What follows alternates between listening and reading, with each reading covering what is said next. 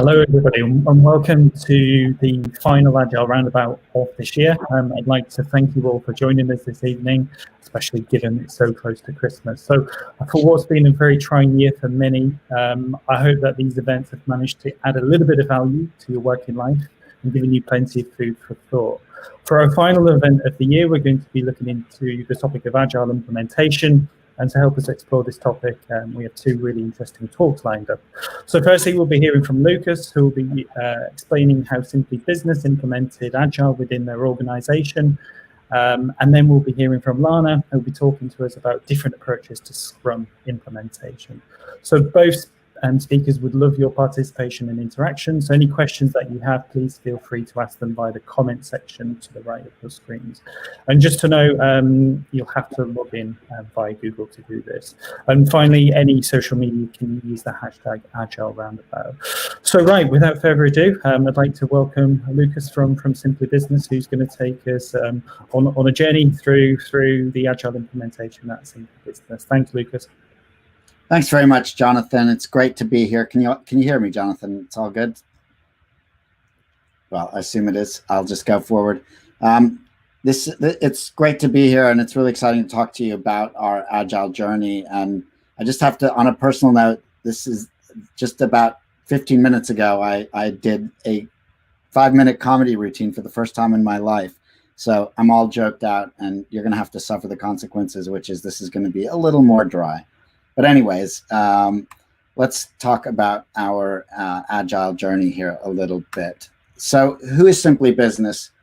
We're an online insurance broker with around 750,000 micro business customers covering over 1,000 types of business. Our core disruption is serving customers who've been forgotten by time-pressed insurance agents who basically they don't make enough money for them, so that it's not worth it for people to interact with them. The opportunity that we're facing, and I'll try to keep this quick because you're probably not that interested in Simply Business to tell you all about all the great things we do, but the small business space accounts for about 99% of all UK and US businesses and has a really large outsized impact of around 1.9 trillion annual revenue in the UK and about 8.3 trillion annual revenue in the US. That's their revenue, not our revenue. We won the Sunday Times 100 Best Companies to Work For 2 years on the trot, and then focused ourselves on becoming B Corp certified, which is really about caring for the environment, for the community, for employees and customers, as well as the bottom line. So a really great way for us to show our values and commitment to the broader area. But in general, we have an award-winning culture. And we exited to Travelers Insurance in one of the biggest insurtech exits in 2017, and I've been working happily under their umbrella for the last 3 years. And who am I? I'm the group CTO, and I've been at Simply Business for more than 10 years, doing Agile, doing continuous integration, continuous delivery, and a number of other things. I'm also the chairman of Zensurance, which is a similar company to Simply Business that operates in Canada. I've been doing lean startup-like techniques for well more than a decade, which is kind of the business version of Agile in my view, and currently focused quite heavily on architecture, innovation, and strategy, and where those things inhibit us or block our ability to get things done. So the first thing I want to talk about is culture is key. The customer is your best insight. They are, and how does that connect to culture? Well, a culture of understanding customers, that's the key there.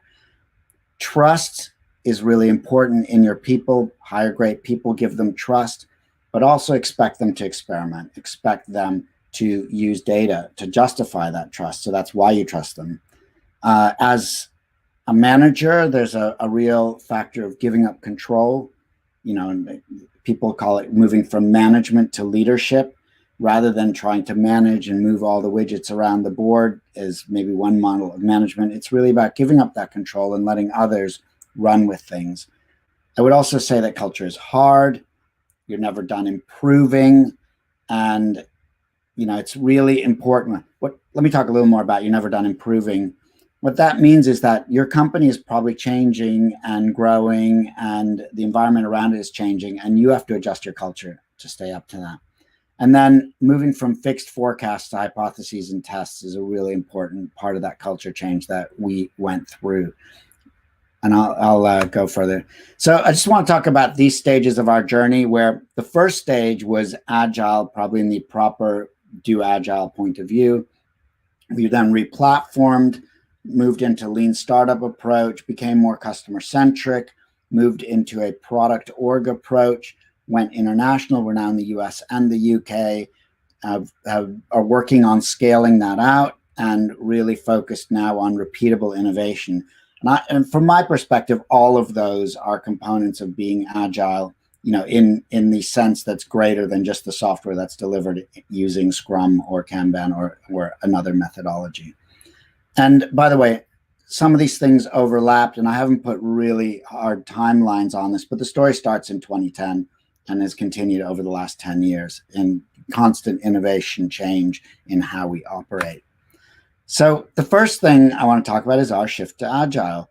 And that generated a 4x speed up on our delivery speed.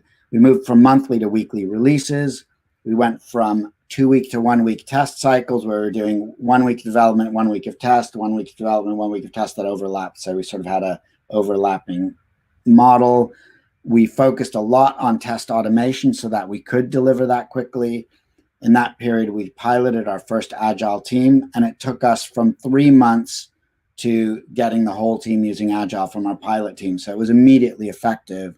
And then 9 months until the whole company went to being Agile. And there are a few things that we had to deal with. So one of the interesting things was teams actually felt scared to make decisions because they felt that their future selves might not choose to go back on them, which is, it's an interesting thing, but there was this fear of, and Google talks about this sometimes as one-way and two-way doors. So in the early stages, our teams felt they were going through a one-way door, a door that you can only go through one way and you can't come back, when in fact they were going through a two-way door, go through, see if we like this way of working better. If we don't, we go back to the way we did it before. And so that was an interesting one. We replaced all of our development environments because they simply didn't support speed of development. At the time, it could take up to 5 minutes for copy and paste. I mean, it was crazy when I joined in. There was no plan B. I came in and I knew that we needed to do this. So we went in, feet first, with no plan to do any other method. We were going Agile. In that period, we started show and tell and iteration planning. The team wasn't that big, so that could be the entire team and actually the entire company coming in and seeing demos and tells of what we built and planning for the next iteration. We moved to Kanban. During that process, we hired a consultancy to help us get there. I was the person with Agile experience, and it was going to be more than enough. I was more than I could do by myself. And at that same time, we also had a heated discussion about hours worked. And one way to think of it is if your best case productivity improvement, if you work more hours, typically if you go from 8 to 10 hours, could be somewhere in the order of 20%. But it probably would be much less because people are tireder. We got 400% increase in productivity through using a different methodology through working more effectively. So keep that in mind when, often your stakeholders might be talking about, oh, couldn't you get people to work a bit harder? They're just not working hard enough. Well, that's not the way to get 4x speed ups. Next, we replatformed. This was another 4x speed up, and was, again, so now we're at a 16x speed up. So we had a first test of Espresso, which was a MVP of a new platform and a new product. During that same period, we tried to reskin our legacy payment flow. That effort on our old system failed after 6 months, which was really disappointing. During that time, we were using pull methodology, meaning we were building something new on our new platform. This was after we did Espresso. We were building something new on our platform, and as soon as we needed a capability, we would build that. That actually became quickly overwhelmed. We ended up having more things to build and needing them more quickly than we were able to build them. So it was a nice idea from Lean, but it didn't work out very well for us. We rebuilt the back office, same as the previous. That was actually a mistake because we didn't have the right people or the ideas to make something better. And so it inherited a lot of the problems, even though it was written on a completely new platform. And we created Chopin, which is a pun on shopping, and a pun on shop, which was the vertical that we rebuilt. So insurance for shop owners. As if we needed rapid insurance product iteration, only later did the business start using that ability to rapidly iterate on the product. So we were thinking ahead so that the platform was ready for what we wanted to do as a business. A bit more on the replatforming. Yeah, I mentioned we rebuilt the shop product from the ground up. We also then subsequently rebuilt the professionals product from the ground up. However, pressure from our investors forced us to port our existing business insurance, and we also skipped building a customer account. So, that led to some people going, oh, well, what's the advantage of Agile if you had to reduce scope? Well, the advantage of Agile is we had the ability to reduce scope instead of lose our jobs, say. That could have been a much worse outcome.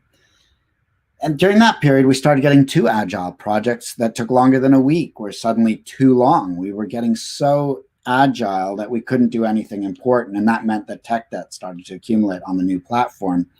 And at one point, I got scared. I thought, we're going to have built a platform, and a year or 2 later, we'll have gone into legacy mode and literally can't change it anymore if we don't start paying down that tech debt. And also during that time, the team was growing, so we split into more and more teams. So the next speed up was the lean startup speed up. So another 4x speed up. So from the time I joined the company to the time to when we finished this, we'd achieved a 64x speed up. Now that sounds ridiculous. It sounds not believable. And that makes sense. And I can't say I measured it, completely accurately in every way. And every time you pocket something, you go, okay, well, now we're in this new level. We don't go back. But the fact is we were able to get value out the door at a much, much greater pace. So, however, it wasn't easy. The first attempts were quite awkward. We believe we will revolutionize the world was a typical hypothesis that people would come up with, which is, of course, not testable. So you can't really test it scientifically. I won't go too much into lean startup methodology, but suffice it to say it's about testing and showing evidence in small ways so that you can move forward with confidence. And that's called the build, measure, learn loop. That had to be enforced because people wanted to constantly just do it. They wanted to avoid having to do hypotheses and measures, avoid having to test value. And another interesting thing at the time, there were no consultancies that could help us. So this was fundamentally something we had to learn ourselves the hard way. And then, a little more on how we prioritized. Our methodology pre-lean startup was this feature is worth X to prioritize. And then we would build it once it had been prioritized. And then after, we wouldn't know what it was worth and be like, it's the internet, mate. We just didn't know. Maybe it did work. Maybe it didn't work. It was very hard to understand. Post-lean startup, our prioritization methodology was first to determine what is it actually worth, then build it. So that allowed us to avoid doing things. Now, that doesn't solve all problems. We did a set of iterative changes on our trade selector over a year that gave us a 10-point uplift, which is huge in terms of conversion rate, 10-point conversion rate uplift. But it took a year. And some of the simple changes, the early changes were instead of a customer going to the wrong product, they started going to the right product, but we hadn't built that product yet. So we got people, instead of buying the wrong product, they bought no product because there was nothing there. So sometimes those changes don't go in the positive direction, but something earlier up higher in the funnel might go in the right direction. People are getting the right product. The other thing, we moved from opinions to hypotheses and tests, meaning no hippos. For those of you that don't know what a hippo is, it's a highest paid person's opinion. At times I fall into that category in a meeting, but we really try to avoid opinions and try to have data as the basis for us choosing what to do. Our data team from this time forward was working like a development team. That's relatively common now, but at the time it was really different. And data became a first-class citizen and a major investment point. And yeah, that led to data-driven decision-making. The next phase was customer-centric. And here we started customer testing. So before this, all of the data we'd used was really focused on our internal metrics data that was flowing through our system. After this, we would go out and speak to customers. So we got a consultancy involved that organized customer interviews. And the term is get out of the building, get yourself out there, understand customers, speak to them. And senior execs in the company watched customers using our product, calling our contact center, and then seeing where it went wrong. And it's incredibly different between listening to a call next to one of your colleagues and watching a customer and the way their face reacts and the way they're struggling to get help on the other side. And so what might look customer driven from one side can really not be customer driven when you're seeing it through the customer's eyes. So really getting customer needs driven.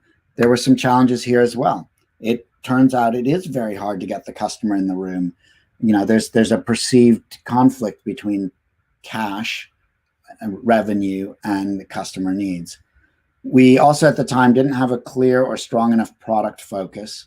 And I mentioned the perceived tension. And it can also be hard to understand what the customer will do versus what they tell you. This is quite famous. And then one of the things I heard quite often was, if you just do what the customer says, they'll want everything for free, and then you don't have a business. That's a misunderstanding of customer.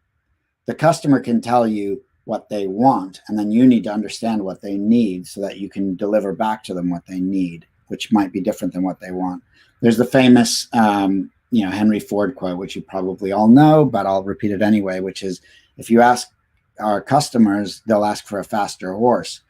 The next step is to say, what do they really need when they have a faster horse? What's the job to be done? The job to be done is to move faster. And a car is better at that than a horse. And you can't really speed up horses, can you? Then we moved to product organization. So during that entire time, we always had insurance product managers. They were developing the insurance product. They were creating something that could be sold online. At this time, we started having digital and insurance product managers as well as UX designers, but we did struggle to get traction. So we brought in a head of product to build out that team and professionalize it. Now we had a bigger product team than we'd ever had before.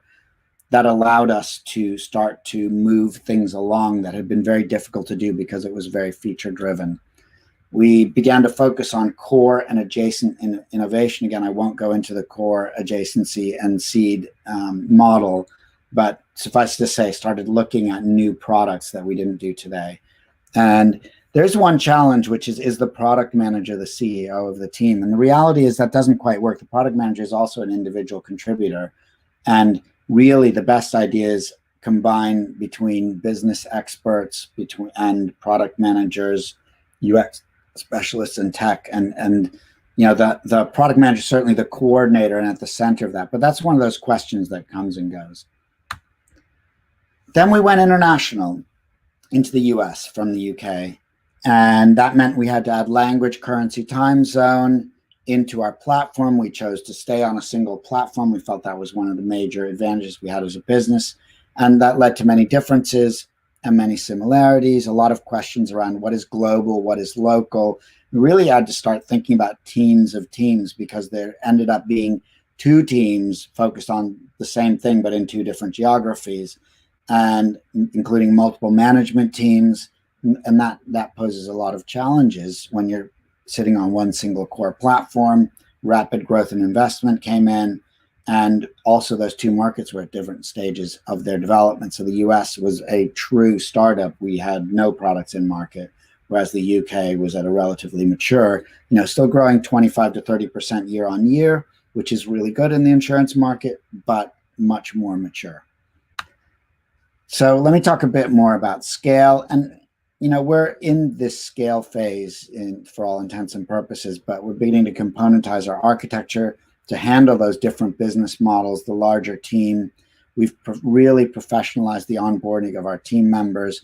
We're now about 220 in tech and data. Distributed teams became a real thing. Well, I mean, now everyone's a distributed team, with COVID, but that's something that we were ahead of the game, which actually led to us being able to, we were entirely cloud-based, entirely able to work remotely. So when COVID came along, we were instantly able, it took us one day to move our entire operation without a hitch into a distributed and remote team. This time we began nearshoring to boost our internal hiring.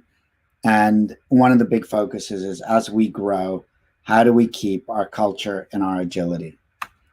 And now we're really focused on repeatable innovation. And that means using Lean Canvas to help us develop better business models, but fill them up with risky assumptions, things we can test, which then turn into assumption trees, risky assumption tests, otherwise known as MVPs in some circles.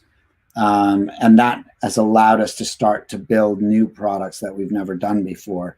And we're in that process, and we're learning, and we're getting better at that.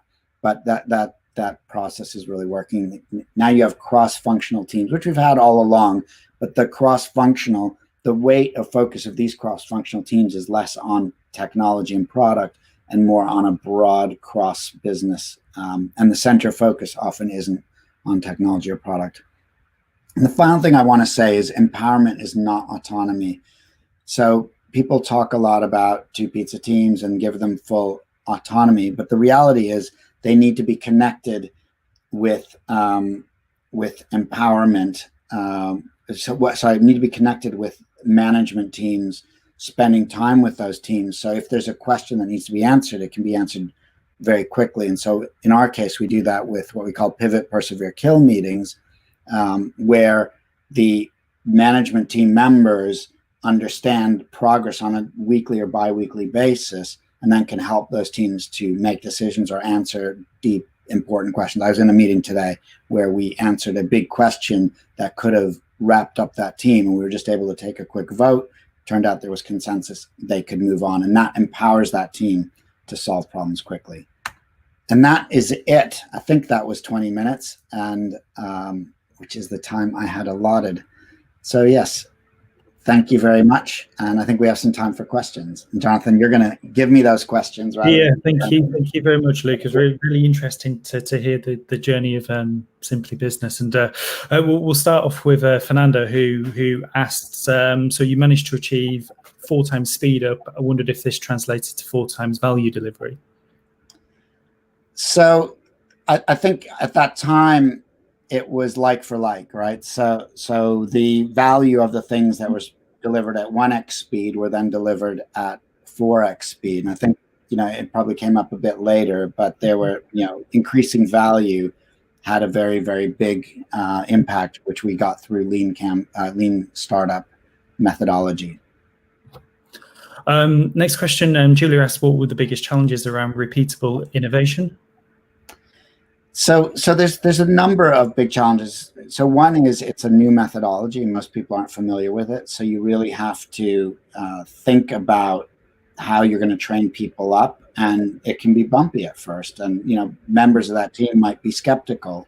So you spend the time to help them understand, but you need someone who's done it before, or at least understands what you're trying to do, because every team is different and how they work is different. But typically we've been seeing in about 2 weeks time period, teams start to get a rhythm and are doing it well. But we're on our, we've done this many times. And so that's why, that's why that's started to work well. Fantastic. Well, unfortunately, due to gremlins in the system, Lana's unable to do the second talk, which is a bit unfortunate. But we'll definitely invite her back for a later date. I'd like to thank Lukas from Simply Business, who's given time out of his busy schedule to come speak to the Agile Roundabout. And of course, I'd like to thank you guys who have been watching at home and following us right the way through 2020. We've just got just one more question has just come in, Lucas, so we'll just squeeze that one in before we end. So David says, can you talk more about how you see the role of product management in the future? Wow, that's an interesting question. I think that I don't know if I've really opined about the future. I think product managers need to really understand the business really well, but they also need to understand that they can't understand everything, and so bring in the right people at the right moment. So I think the product manager's role is to be really expert in all the different disciplines of product, which, you know, fundamentally discovery and understanding customers, and being able to bring together UX, user research, you know, business nous, to you know, for lack of another word, the ability to manage stakeholders and bring those all together with tech, with you know, in our case, with insurance. And I think one of the challenges that product managers have is that need for deep business expertise. In some cases, not possible. You can imagine a product manager in a healthcare business not really being able to you know, be an expert on medical, you know, safety. In our case, you know, they can't really be an expert on regulatory, nor, you know. So you have to have all those different disciplines as part of it. So it's there's an ability to stand back and take yourself out of the equation to be able to bring all those things together and then come up with amazing solutions. So that's, I don't know if that's a great answer, but that's kind of the future direction. I think technology is moving really quickly. And, you know, even my role as, you know, chief technology officer, I can't keep up with all the technology. And, you know, so you can imagine, you know, if you're a digital business, to ask product managers to be up to speed on absolutely everything isn't feasible either. So that's probably the biggest thing. I don't know if that's a change. I think that's core to how product managers operate, but it's a really tough job. And I think we need to be careful not to inflate the scope of that role too much to make it impossible to do, you know, so that every product manager is a proper unicorn. And I think that's where some product transformations have gone wrong in companies, which is when you expect the product manager to solve all problems all the time. And you know, I think about it from a management point of view. If you outsource to teams your deepest business problems, you've kind of not done your job as a manager. That's not empowerment. That's sending people off to fail. We got a few further questions. So Milland asks, while boosting the delivery speed to 64 times, how did you manage with the motivation of your workforce? Well, to be honest, that is quite motivating, right? Because they weren't working harder. So during this entire time, you know, from a company point of view, we were really determined that people had work-life balance, that, you know, in fact, you know, it's very important because it means people that do have childcare responsibilities, or, you know, a variety of other, or even caring responsibilities, are able to work with us. So by being, you know, like, I'm deeply against the sort of programmer culture that you sometimes hear about, you know, from various players in the industry, where, you know, if you don't work 80-hour weeks, there's no, you're just not good enough, or the 10x program, or some of those other things. I think they're false. They're simply false, or at least, you know, those companies sometimes succeed, but they don't meet my values and our values. And, you know, so we got that 64x without 64x people's time, which obviously isn't possible. We got it through operating more effectively. And that would be my recommendation to you when you're thinking about, you know, how can you get ridiculous increases? It's not hours worked. There's no chance that hours worked will get you a 64x increase. It simply can't. We've got a few more questions. So Aiton asks, how do you increase the communication between management teams and product teams, and how do you secure agility among the management teams? Yeah, you guys are giving me some tough questions. So yeah, but I'll tackle them. I'm there. So how do you increase communication between management teams and product teams? I mentioned one, which is, so the communication between management teams and product teams needs to be more frequent and more, you know, how do you put it? More aligned the faster you're moving. So when you're in a what we call a BML phase, and a phase where you're discovering you're reducing risks, and you're hoping to, reduce 2 or 3 risks a week that are risks that might make you choose not to do the thing. You need management there every week. That's what we find. We have a 1-hour PPK meeting, we call it, Pivot, Persevere, Kill. At the end of that meeting, so what happens is the team every week goes through what progress they've made on the risks, what they're focusing on, what's going well, what's not going well. And then at the end of that, everyone on the call, which includes the management team members, then votes, should we persevere, meaning continue, you're doing great, everything's perfect as a team. Pivot, which means there's a change we need to make. Sometimes that pivot is, I'd just like a bit better reporting this way, or could you focus on X versus Y? And sometimes it is, we really need to rethink what we're doing. And kill would be, actually, this isn't working out. And we've had all of those. Kills are quite rare. Perseveres are probably the most common. But that weekly interaction in that really rapid phase means that we can answer questions that otherwise a team might spend a lot of time on, and that time could be wasted. So today we literally had one of those where you're saying, do we focus in this area or in this area? And the team was going to come back in 2 weeks' time or after Christmas and research it and justify it. And we were able to ask the stakeholders, what do you feel? And they said, oh yeah, just choose this one. And so that all that work was eliminated.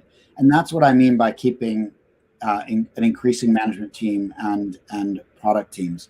Now, when you're doing more, building features or at least solving problems that are slightly bigger in scope and take longer, you're more in a build phase or an explore phase, we call it, where you're understanding how you're going to build something rather than whether or even if you can make it work, then that connection can be a little bit looser. So in that case, we have bi-weekly stakeholder meetings that talk about a group of teams, and that's still a work in progress. But I think the main thing I would say is,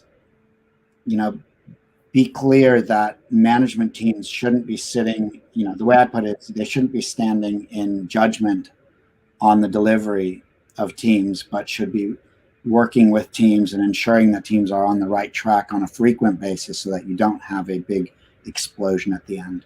And then the second part of the question, how do you secure agility among management teams? I think this is I could call it a culture thing. I could call it a directive thing. Fundamentally, you need to believe that agility and being flexible and making decisions frequently rather than on long-term timescales is something you want to achieve as a company, and that's got to come from the top, or at least be supported from the top. So if your management doesn't believe that's possible, it isn't. So that agility needs to be something that you want to have as a company, that you believe is critical to your success. And if you do that, then the agility will come. And there are many ways to get there, right? You can have retrospectives, you can have, there's any number of different ways. But fundamentally, it's about that mindset and saying, this is something we will be. This is something we demand. And, similar to the speed up question where, that's a decision that we're not going to work people super hard to get, marginal productivity gains, but that we are going to get the best out of people and keep their motivation up. Because the question there was motivation. Now, I sort of dodged the motivation question, by the way, but the motivation's really high when you're succeeding. So succeeding is great. People love to succeed. A growing company is a great place to be motivated. And then, look out for your workforce, look out for their interests, what they're looking for, and keep them in mind, and then that's, I think those are the cores of motivation. And our last question for this evening comes from Andrew, who says, you mentioned the challenge of keeping culture and agility. What are the actions you want most people to focus their time on in order to ensure that journey continues? Thanks, Andrew. So